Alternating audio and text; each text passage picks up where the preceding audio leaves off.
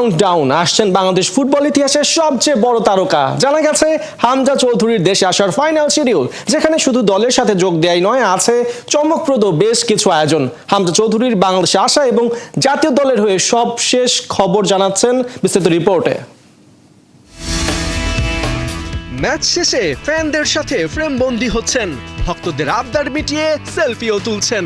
একবার ভাবুন, আর কদিন পর এই অটোগ্রাফ কিংবা ফটোগ্রাফের জন্য লাইন লাগবে বাংলাদেশের ফুটবল ম্যাচেও। কারণ তারকাটা যে হামজা চৌধুরী, লাল সবুজ জার্সিতে নতুন মহারথী। এরই মধ্যে 25 মার্চ ঘিরে কাউন্টডাউন শুরু হয়েছে সাউথ এশিয়ান ফুটবলে।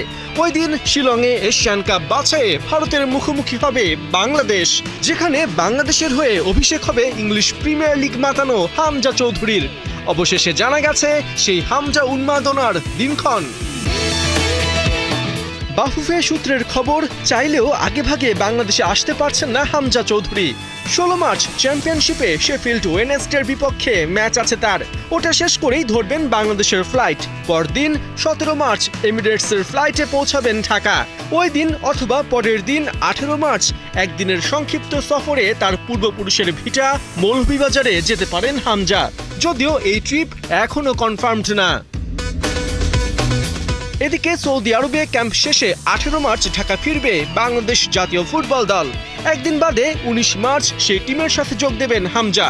খুঁজবে বাংলাদেশের লাখো ফুটবল ফ্যানের অপেক্ষা। হামজাকে নিয়ে উন্মাদনায় মেতে উঠবে টেকনাফ থেকে তেঁতুলিয়া।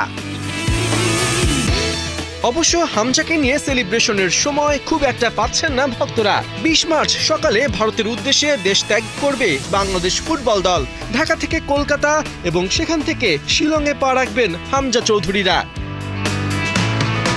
জানা গেছে লাল সবুজের জার্সিতে ছেলে হামজা চৌধুরীর অভিষেক ম্যাচ গ্যালারিতে বসে দেখবেন তার বাবা মা। তবে রমজানের কারণে শেষ পর্যন্ত তার মা নাও আসতে পারেন, তবে বাবার শিলংয়ে যাওয়া অনেকটাই নিশ্চিত।